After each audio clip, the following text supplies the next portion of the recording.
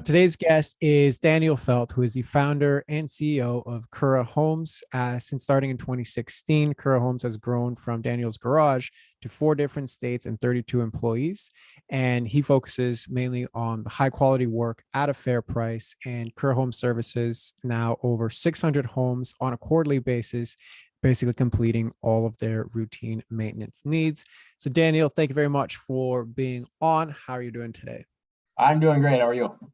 I'm in that 8 out of 10 space, which I like to be in, which is pretty good with some room for improvement. Like that's kind of my sweet spot. So all in all, I'm doing pretty good. Awesome. So if you can just dive a little bit deeper into, your story, because I don't actually get a lot of guests that have, say, brick and mortar businesses. Most of the business owners I talk to are like online businesses, and having had a brick and mortar business for 10 years, I know that's its own beast on its own, especially with you having spread across different states, stuff like that. I'd love for you to tell us like how you got into doing what you're doing and how that all came to be. So floor is yours for that. Yeah, for sure. I grew up in a family business. My parents accidentally started a company selling golden retriever puppies when the neighbor's dog came over one day. But that was in 1980, and that grew very successfully to today. I would, from an outside, I would call it one of the top kennels in the nation. So they do a really awesome job. And ended up studying business marketing in college and working for a few companies, a lot on systems and processes, creating SOPs. When my brother called me and asked if I would be a general manager for his window cleaning and holiday light company. At the time, it was pretty small. We had 8 crews, but in 2 years, we doubled. We went to 16 crews. And this idea came up to start maintaining homes. And I talked to him about it. I thought we should add it on as a side of his business, and he didn't want to do that. He wanted to kind of stay in the window cleaning holiday light side of it. And so I started Kura Home in 2016 out of my garage in Plymouth, Minnesota. And we were really focused originally on monthly home visits. Quickly found out that the market didn't want that, even though after doing a ton of research, I became a certified home inspector. So I really know what's going on in homes. And luckily talked to a few people and we switched to monthly visits. And that growth turned into adding on. We also added on air duct cleaning to that service because a lot of people actually Google air duct cleaning, they search for it. And believe it or not, a lot of people don't search routine home maintenance or home maintenance subscription. And so today, about 50% of our sales are air duct cleaning. The other 50% come from our routine maintenance visits. So we have about 600 routine maintenance clients in our Minneapolis market. And then the other 50% of our revenue is air duct cleaning. So we've grown. We started a few corporate-owned locations in other states, but through the challenges of that, we decided to start offering franchises. And so one of our big focuses this year is getting franchises up and running. And we are very, very close to signing our first FDD on a market in Florida. That's amazing. Like it's not just from the growth, but like your own, like seeing a vision and then going for it and modifying it to align with what the market needs and now moving it to franchising. Like it's a very cool story of like what you can do with quote unquote like the boring businesses, right? Like when people think about starting a business, nobody thinks about like, oh, I want to do like air duct cleaning, right? Like it's always the sexier story, but I find that oftentimes the non-sexier businesses that actually have a lot of potential that people oftentimes overlook. So, well, actually, if you want to comment any of that, the floor is yours for that, and we can dive into further things after. Yeah, I would just say I agree with you that air duct cleaning is not sexy in any way, and carrying softener salt or changing in filters is also not exactly super sexy. But you are right; it is a repeatable business. You can train people in quite quickly if you have the right systems and processes, and you can duplicate it if you can have your first crew out there. It's easy enough to get your second and third and fourth and so on crews rocking and rolling. But yeah, it's I don't think very many people, when you ask a 5-year-old what they want to do, they don't tell you they want to be an air duct cleaner when they grow up. But it is a needed service. People do want it, and they'll pay to have it professionally done. 100%. So, what then is happening in your business right now that you're finding either to be challenging or that kind of brings you here today? Yeah, for us, the we have I'd say 2 challenges, and the number one challenge is the fact that people do not Google routine home maintenance. We are, according to my research, and maybe someone will correct me after listening to this podcast, but I believe we're the largest routine maintenance company in the nation that's doing quarterly visits. There's a few that offer like it'll be like a home management almost, where they like do window cleaning, things like that, and they may or may not have more. But I believe we are the largest routine maintenance subscription based company in the U.S.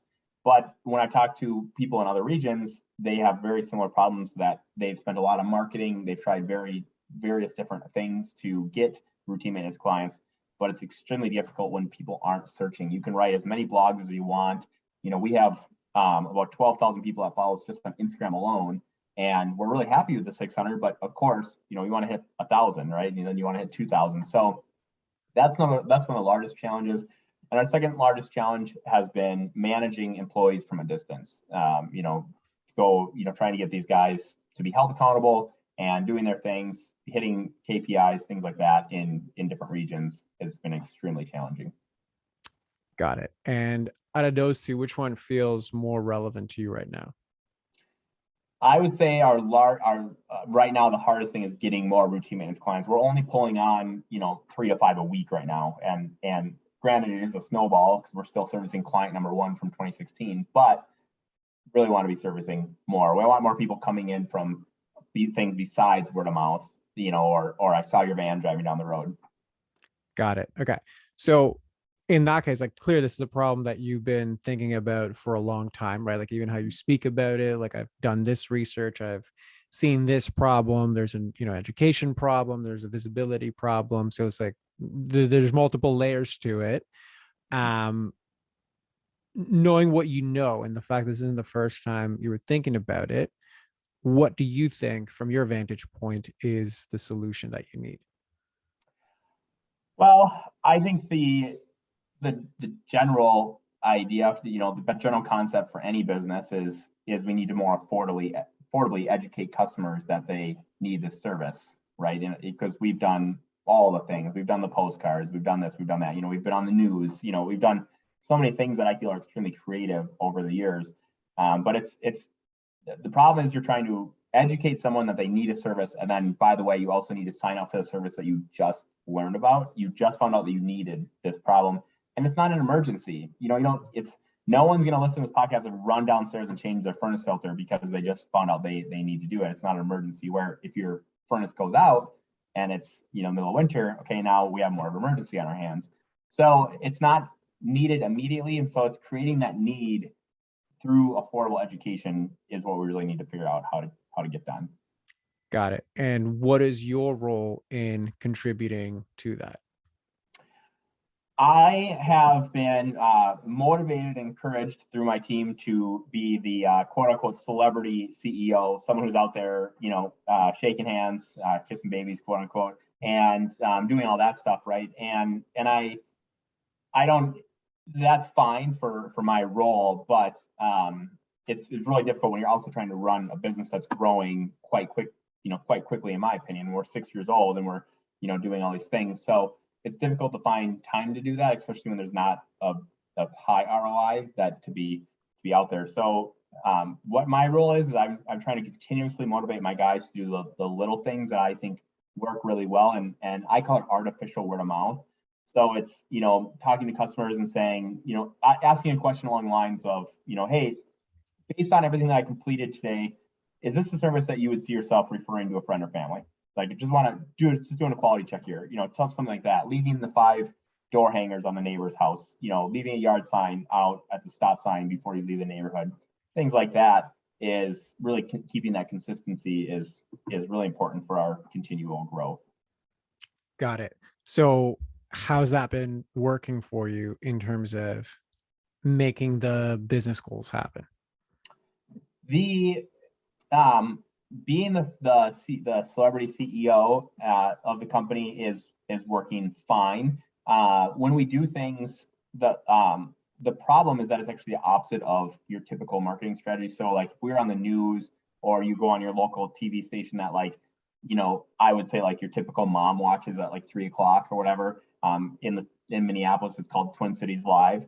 The first time we're on, it works great, and we get a really high ROI on that. And then the second time, it's not as great. The third time, it kind of fizzles out, and then we're like, well, we'll try it one more time. And the fourth time, it's like we barely even break even on that advertising cost. And that's the same thing that we found with being on the news, social media influencers, these things where you're getting in front of people with video. The first time it's a lot better than it is continuously, where everything that I've ever learned in marketing, is the exact opposite, right? It takes, 6 to 12 or 7 to 12 touch points for someone to contact you. So then that challenge is you're trying to find, how do you find the new TV station that everyone's watching, or the new social media influencers that everyone's connected with. And it really brings up a challenge. We've worked with over 120 influencers, and there's always new ones coming up, but it's very difficult to keep finding them, getting an agreement on a price or a trade of service to work with them and keep that going. It's exhausting, to say the least. Got it. Okay. So I'm going to bring it back to, because there's like the tactical level solutions, and you've clearly done a lot of different things on there, right? Like from having the PR to like actual advertising to things your employees do. Like there's a lot of stuff there, right? You'd also mentioned, okay, so my team is telling me I have to be the face of this thing, to kiss the babies, and to do the front facing kind of brand ambassador type of work for this, while I then also have to do that in conjunction with like running the actual operations, and then also thinking of what are the other marketing things we could do. So, well, number one, is that accurate as far as like your situation right now? Yeah, I'd say that's very accurate. Okay. So then, given that the main thing that you can actually control, right? Like there's things you can influence as far as like advertising is concerned, and like you can make choices, etc. But you don't ultimately control the outcome there, right? Same thing even with your employees. Like you can influence them to do things, but ultimately you don't control what they do directly. The one thing you do control is what you do and or what you say yes or no to. So if we were to just focus in on that and all of the responsibilities that you do have, out of all of those, which ones do you actually enjoy doing the most? I really enjoy finding like the strengths of the people that work on my team. So running a quick team huddle, we do all the technicians come in about 15 minutes earlier than they would need to at about 7:20 in the morning. We have a typical 10 to 15 minute huddle in the morning, leading that, motivating, encouraging the guys, kind of problem solving for them if they have a few issues with their day. But then I'm not the point of contact throughout the day, which is really nice. We have an operations manager in place for that. And I really enjoy making it so that we can run as smoothly and efficiently as possible. So finding systems and processes within the company to make things run as efficiently as possible. I love problem solving and just oiling the machine. Got it. Right. So making sure that the systems are in place to be as optimized as possible, motivating, or maybe, and you can correct me what terminology works the best for you, but it sounded to me like it was half kind of motivating the team day of, and then half like really building and nurturing the team members that I feel like could excel in the company, kind of like building up the employees into something that can then fit into these systems and really make that go. So like, would that resonate with you as like, this is what it is I'm actually passionate about? Yeah, for sure. Okay, perfect. So given that that's kind of your zone of genius, right? Like that's really where you excel at, the parts of the marketing and being the brand ambassadors and talking about these things, even coming up with the marketing bits, how does that compare to all of the parts you do excel at and that is your zone of genius? On a level of like enjoyment, or Yes, on a level of enjoyment, correct. yeah, they definitely take a second or third or back seat. They're not first. They don't fill my bucket by any means. Okay, so it's just kind of like a necessary evil that you have to do. Yeah, because you have to continuously, leads need to continue to come in and things like that. And doing this creates leads. So it's like, well, I got to go do this to get more leads, right? I really enjoy making payroll each Friday and things like that. So got to go do it. Absolutely. So then what if you weren't the brand ambassador, but somebody else was? Yeah, that would be just fine. I would be totally fine with that. Okay. And how do you actually feel about that as an option? Um, I I think that it's very natural for me to be in front of a camera and smiling with everyone. I don't know why it's always come natural for me, but I'm really comfortable doing it. and I always feel that I'm going to say the right thing, or I feel like I can say what I want to say in front of the camera and answer questions the way I want them answered, especially when we're in front of like if we're live on Instagram or things like that. So but I think that with training and trust, and you analyze and correct the few issues that would come up, I think it would be fine. Okay. So it's interesting because I asked you, okay, like we started this whole question of like, okay, well, what if you weren't the brand ambassador? Like, okay, yeah, but that's cool. And I was like, okay, well, how would you feel if you weren't the brand ambassador? And where your brain went to was like the logistical systemic things that would have to be in place for Yeah. that to happen. Like it was kind of like it was a great and nicely articulated non-answer to the question, right? So how would you feel not being the one that does answer all of the questions to make sure every answer is actually correct, to make sure that the brand is polished and answered in the way that only you as the owner can answer it? Yeah, I would feel there was a weight off my shoulders because I'm not having to do something that's draining my energy, and I can focus on the things that bring more joy. Okay. And if you were to implement that within the next 30 to 90 days, what would that feel like? Yeah, it'd be great. I'd love it. Okay. So why not do it? Um, I think I suffer from something that probably a lot of small business owners suffer from, and sometimes it's really difficult to pass things off. And I think that I've never been challenged to pass it off. Yeah, because that the undertone that I was hearing, especially in your like well articulated non-answer, was the control piece, right? Because like Mhm. your reasoning for the systematizing of it and etc. and like kind of voiding like, well, how do I actually feel about it? Like this would feel great, but I then wouldn't have the control. Like somebody at some point wouldn't say something about the brand that I would say. They wouldn't answer a question the way that I would answer it, or they wouldn't articulate it as well, or they wouldn't go as deep as I would. Mhm. Therefore, that would be wrong. And then I would panic because I don't have that control. So does that resonate in any way? Yeah, for sure. Okay. So which part resonates the most? Just the your statement about how it's if they did something wrong, then you'd want to just take it back. I think that's something that's very common, that a common thing that I would feel if when people are doing things. But one fortunate part for me is I do try to retrain, right? Hey, I think you did these 9 things really well. In the future, this one thing I would love changed. Does that make sense to you? And yeah, we're good to go, and then we can fix that and change it. 100%. And I'm not surprised at all because, one of the things you did say that you do enjoy doing is like building up the employee, right? So Mhm. that whole constructive criticism and how do you actually get people from onboarded to training to like now they're actually a viable ROI type of employee, Right. that absolutely makes sense, right? So bringing it back to yourself and really this being more about letting go of the control right now from the outside looking in, it's like you're very clear on what your zone of genius actually is.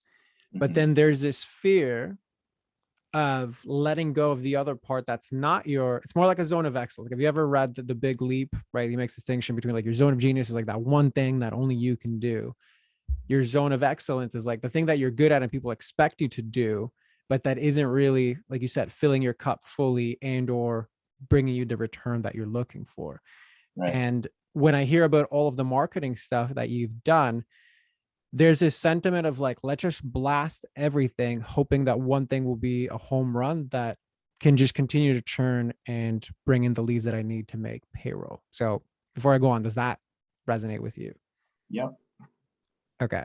So I think it is for you in that space of the zone of excellence that really your potential for your own growth lies to pass the torch to somebody else that can be focused on maybe the one or two things that are actually historically going well to bring you the people and to go all in on those without you having to be involved. So how does that resonate with you?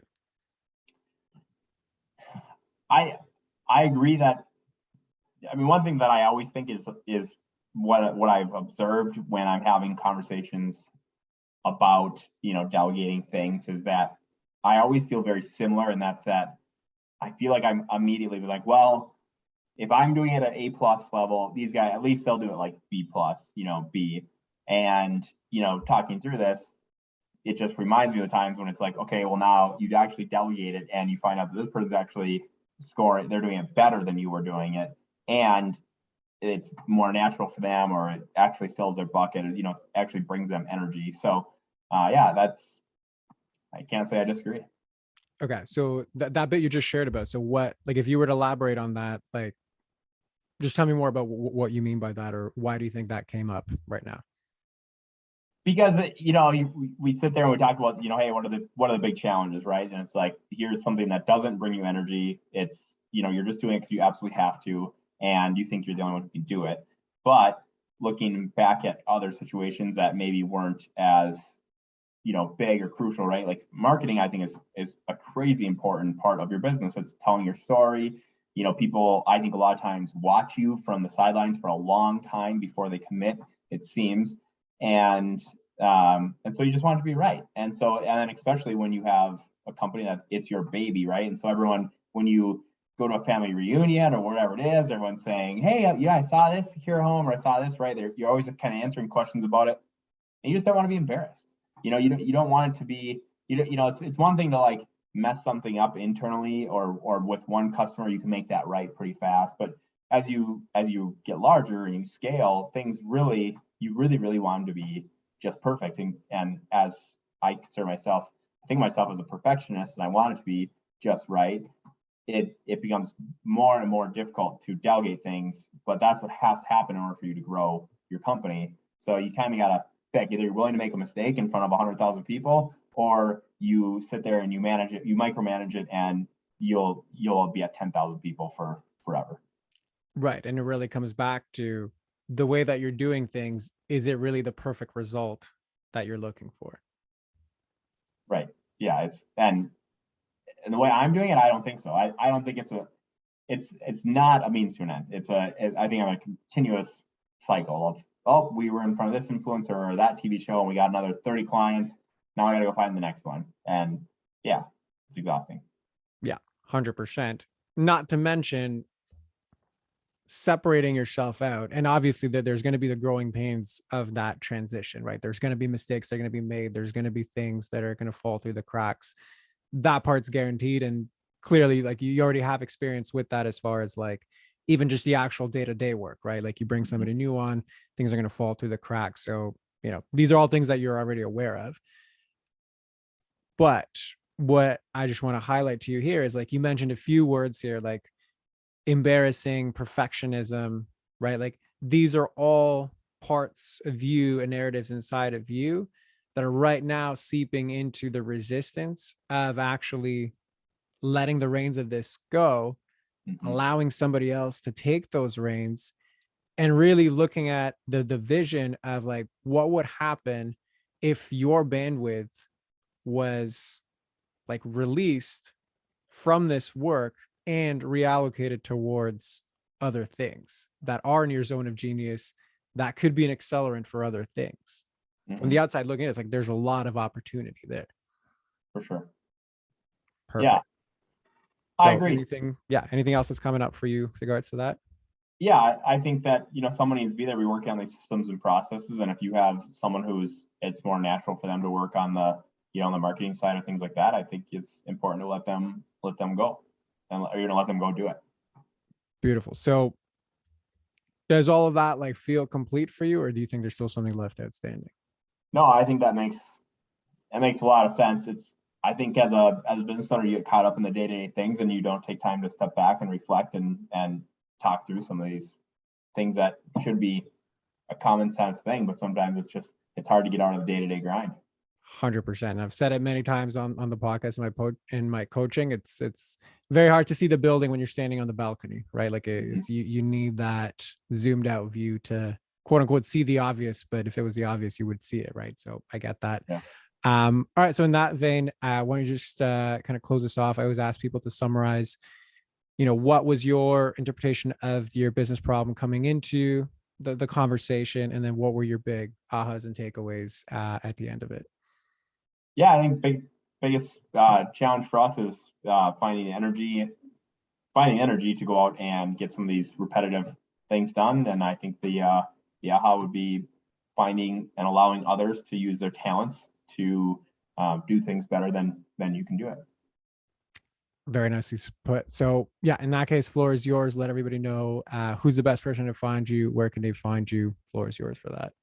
Yeah, for sure. If you're interested in connecting with us, you can find me on LinkedIn. My name is Daniel Felt. If you would love it if you followed us on all the social medias. We're doing all the things from the TikTok dances to Instagram, Facebook. Follow us there, and you might just learn a thing or two about maintaining your home. Beautiful. Well, we'll include all of that in the show notes as always. So Daniel, thank you very much for coming on. And for everybody else listening, I'll do my recap post this. And for everybody else listening, we'll see you on the next one.